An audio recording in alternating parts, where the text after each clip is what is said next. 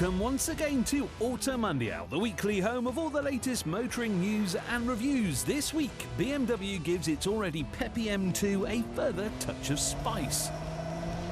We've also got a bit of fun on two wheels with a roaring entry-level Aprilia with motorsport aspirations.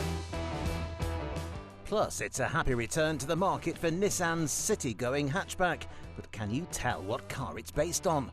That's all coming up. First though, the news.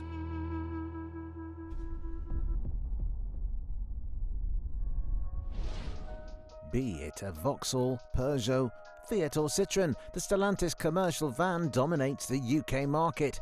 Having conquered the combustion and electric scenes, the motoring conglomerate has begun development on a hydrogen-powered drivetrain to fit aboard its fleet of LCVs. However, the auto giant has now stated that due to the low number of hydrogen filling stations across Europe and soaring costs of new-age vehicles alongside the low purchasing power of today's consumers, the project has now been discontinued. On the cards was a hydrogen fuel cell drivetrain combining compressed hydrogen tanks to power an electric motor via electrolysis. The new powertrain was to be dropped into its existing medium-size and large vans, with a launch expected later this year. Whilst many industry players are keen to push on with hydrogen development, it seems that legislators' focus on the EV segment shuns other alternatives to the fueling crisis. Until infrastructure improves, few hydrogen projects will realistically leave the gestation phase. 2025 has been a difficult year for the British automotive industry, and it seems that for Jaguar Land Rover, things aren't getting much better. The luxury car maker has announced a voluntary redundancy scheme set to cut 500 jobs. Those eligible for the programme are all managerial roles, as JLR looks to streamline its workforce hierarchy.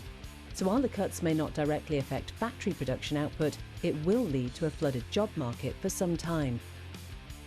The announcement comes after 6 months of uncertainty over American auto import tariffs that, following a deal between the UK and US, dropped from 27.5% to 10% for the first 100,000 cars per year. JLR has said that the new trade deal has provided the manufacturer with more confidence, but the signs are indeed showing the opposite in yet another blow for the UK's motor industry.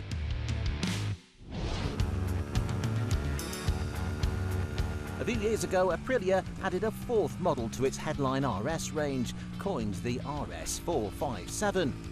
Aimed at riders who have just completed their A2 licence, it has 47 horsepower from a twin-cylinder engine, MotoGP-inspired styling and clip-on handlebars. And now there's a naked version. It's called a Tuono 457 and it features the same engine, gearbox and 159 kg dry weight as its RS cousin. Likewise, the Tuono gets an aluminium twin-beam chassis, making it the only bike in its segment with an aluminium frame, although a steel swing arm is an attempt to lower the price point. Other hints towards the bike's entry-level credentials can be found at the brakes and tyres, which are by lesser-known manufacturers. For the capacity and weight, we are not particularly perturbed by the change. There are a few distinct differences though, aside from its lack of clothing. The final drive of the Tuono is shorter, which Aprilia states enables even greater responsiveness through the electronic ride-by-wire throttle. As previously stated, the Tuono puts out 47 horsepower, which means it is right at the top of the A2 allowance, perfectly suiting young buyers. The only model that matches the Aprilia in the power department is the Honda CB500 Hornet, although it is a bit heavier, so power to weight won't be as good. In fact, the Aprilia is the best in class in this area, much like its dressed-up RS cousin. Adding to this, the Aprilia, thanks to a 270-degree crank in the parallel twin engine, sounds great, a lot like bigger bikes in the Aprilia lineup.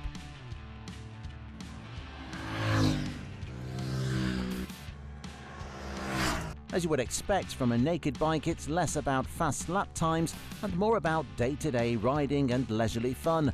As such, the Tuono gets high handlebars and an adventure bike look. This isn't just a Tuono 1000 that has shrunk in the wash. Aprilia says the 457's entire design is new and has grown from a blank sheet. It gets a full LED front light cluster with triple headlights, typical of all Aprilia models. Below that is a small spoiler in tribute to the Tuono 1000R. It also gets a refreshed design to the side panels and tailpiece, while a new tank shape is made to match the wider handlebars. Speaking of the handlebars, all the controls are backlit and the dashboard features a 5-inch colour instrument cluster, including controls for the different riding modes, making the most of ride-by-wire throttle. 2 colours are offered: Piranha Red with black graphics similar to Aprilia's racing colours, or Puma Grey with white, black and red highlights. While we're yet to hear on price, we expect the Tuono to sit in a similar region to the RS 457 with which it shares its underpinnings. That would put the new model at £6,630, a fair bit more than its competition. The Triumph Speed 400 sells for £5,200, while Honda's CB500 Hornet retails for £6,200. Having said that, the Tuono offers more performance and a lower weight than both of these options, so a higher price point does come with some justification. If the higher price tag doesn't deter you, the Tuono 457 is definitely worth a look if you are soon completing your A2.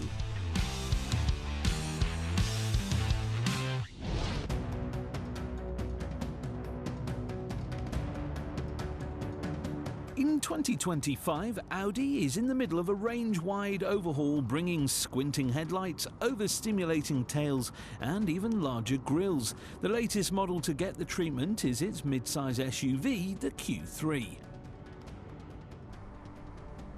What you get now is a bulky-looking family car with bulbous design elements that towers so far above the road you'd expect there to be a string of hair flowing to the ground. That height isn't helped by the complex 20-inch wheels and low-profile tyres fitted to this particular example. So with their standard fitment 18s, we would expect the new Q3 to look a little better. What that tall stance does provide, however, is plenty of interior headroom. Hugging seats up front sit behind a tasteful dashboard and steering wheel for a pleasant cabin.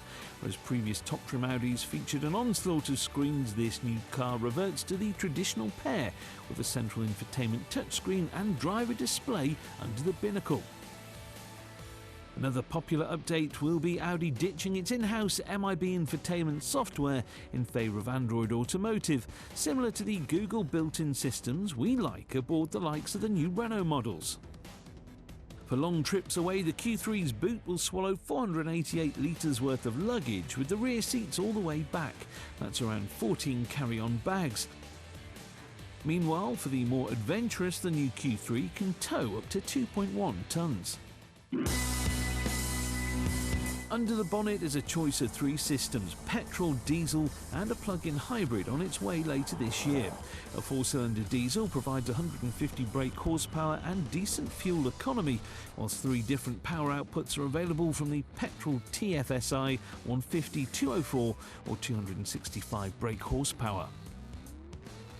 The PHEV tops the power charts with 272 brake and also gets 75 miles of electric-only range from a full charge of its 19 kWh battery. Its added fuel economy will set you back a further £7,000 over the entry model's £38,000 starting price. But if you have the cash, it does feel like the more refined option. If you do not fancy poodling about in a grinning, squinting, blinged-out SUV, the Q3 has quite a few rivals in what is a busy segment. Hitting the market at a similar price point is the Volvo XC40, and straight away there's no denying that this Swede is a little less outgoing and a little more understated. In fact, the XC40's overall design is pretty much unchanged since its launch in 2018. Where the all-electric EX40 has received a few minor touch-ups, this combustion car is a case of minimal effort. That being said, the cabin is far from dated, getting a nice minimalist layout with very little clutter and a good amount of space, despite the Volvo's more compact dimensions. It does get a little less headroom and a marginally smaller boot to the tune of 2 carry-on bags. Up front is a nicely integrated screen running a similar Android-based infotainment system as the Audi. Powering the XC40 is a choice of 2 offerings, both using the same 2-litre turbo 4-pot with 48-volt mild hybrid assistance. The so-called B3 gets 161 brake horsepower, while the B4 is a 194 brake model. But with that top model costing £43,000, £1,000 less than the plug-in Audi, we do struggle to recommend the Swedish model in this modern age.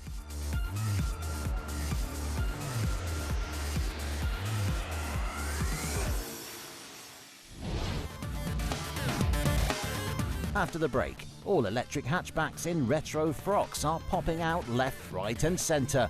Oh, and here's another one.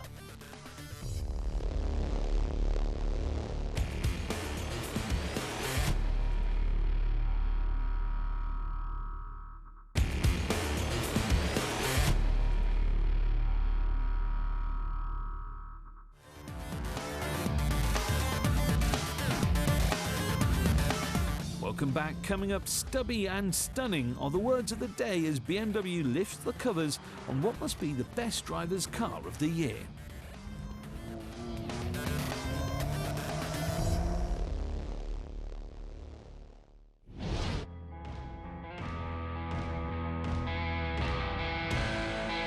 Throughout the automotive age, has the diminutive city car been a constant of personal mobility, practicality and passion?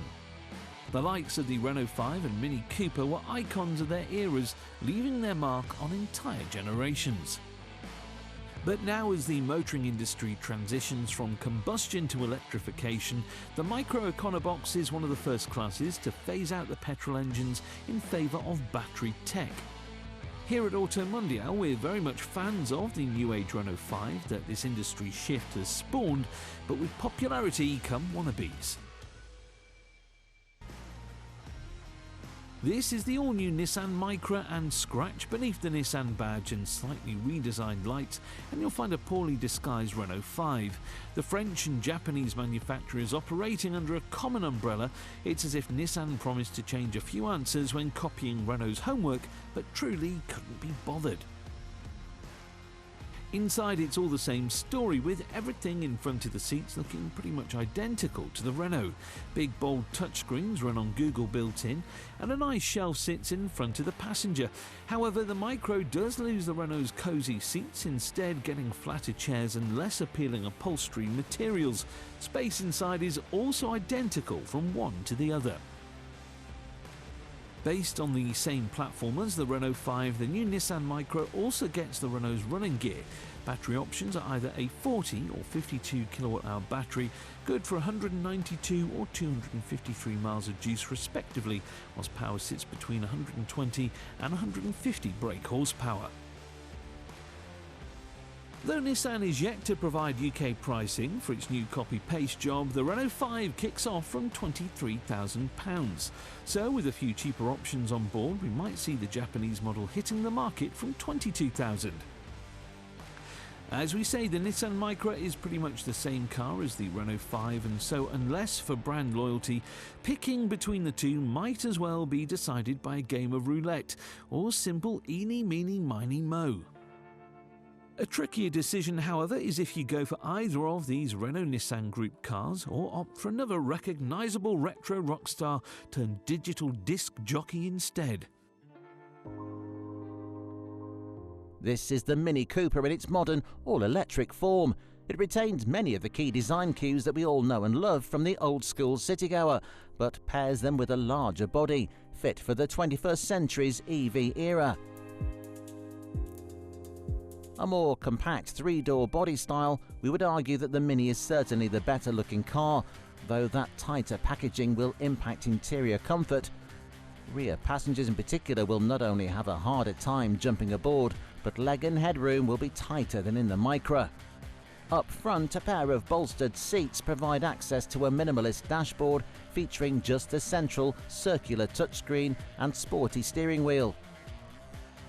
Sure, the display may be a throwback to the past, but we do find it a little naff and impractical versus the more usable rectangular format found in the Nissan. Two versions of the electric Mini are available, this sportier SE model or the standard Cooper E. A 40 kilowatt-hour motor provides the base car with its 190 miles of range, whilst the more expensive SE gets 250 miles from a charge thanks to a larger 54 kilowatt-hour unit. Power in the sportier model grows to 218 brake versus the standard car's 184, and also reaches 62 from a standstill in 6.7 seconds for a nippy city cruiser. All very similar figures to the Nissan Micra then. The Mini shows just how fast electric tech is improving, as where Nissan is set to offer its compact EV from the low £20,000 mark, the Mini Cooper Electric costs a staggering £30,000. A lot of that money may well be for the brand, but for the common Joe in search of a new hatchback capable of penetrating the ULEZ, the Nissan is the sensible choice. For the moment though, you will still have to go for the Micra's French twin, as Nissan isn't planning on launching its new city car until the end of the year.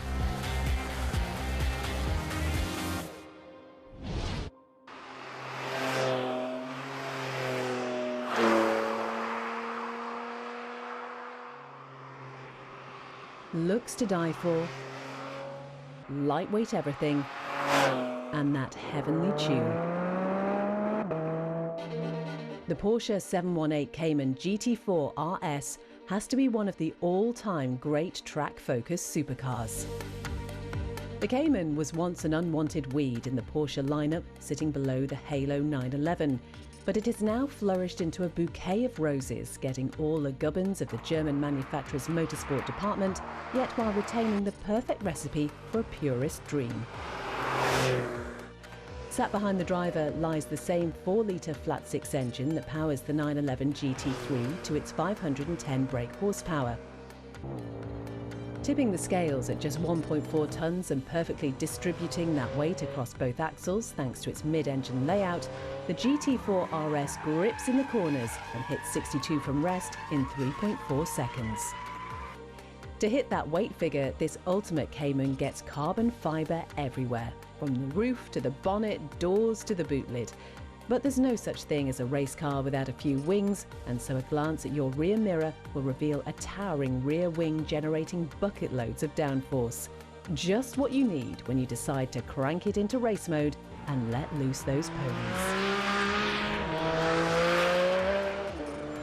When you take a second to lift your foot off the throttle and take a look around the cabin, you'll notice a focused environment doing all it can to keep your eyes on the road ahead. Bar the odd splash of colour to the seatbelts and door handles, if you can call these bits of fabric that, the GT4 RS gets dark upholstery coating a cabin with minimal distractions. Harsh bucket seats come as standard, while an almost retro analogue instrument cluster keeps information to a minimum. There are no fancy sunroofs nor luxurious multi-zone aircon. And yet, despite lacking the creature comforts your Honda Jazz couldn't do without, this power-sliding, ear-ringing, organ-displacing Porsche costs a staggering £110,000. So what if you could get your hands on lap record-ready performance plus all the interior equipment for a motorway cruise at a cut price? No, you're not dreaming. This is the all-new hardcore BMW M2 CS, and it costs just £87,000. Several carbon fibre reinforced plastic bits and lightened magnesium wheels, plus an ECU tune allowing for power higher in the rev range, combined to the model's improved power-to-weight ratio. But the thing that we can't take our eyes away from is the accentuated ducktail boot lid. It's not just about the more muscular rear-end look. We appreciate it for BMW's push to steer clear from protruding flicks, unlike the race car look of the Porsche. The interior does dispel that idea somewhat though, with a sea of carbon fibre trim, pair of stiff buckets and Alcantara upholstery absolutely everywhere. There's far more distraction aboard the M2 CS versus the GT4 RS, but it also gets many more creature comforts like adaptive cruise control, large phone connected screens and a top-of-the-line speaker setup. So you might enjoy the drive home after a track session in this a little more. Regardless of whether you prefer the mid-engine Porsche or front-engine BMW, both will offer a fantastic experience on track. An experience, in fact, that is getting more and more rare by the day. With large capacity engine blasting the tunes of the olden days, these highly strung, over-engineered circuit weapons are a dying breed. But instead of getting sad about it, we choose to enjoy them for the time we have.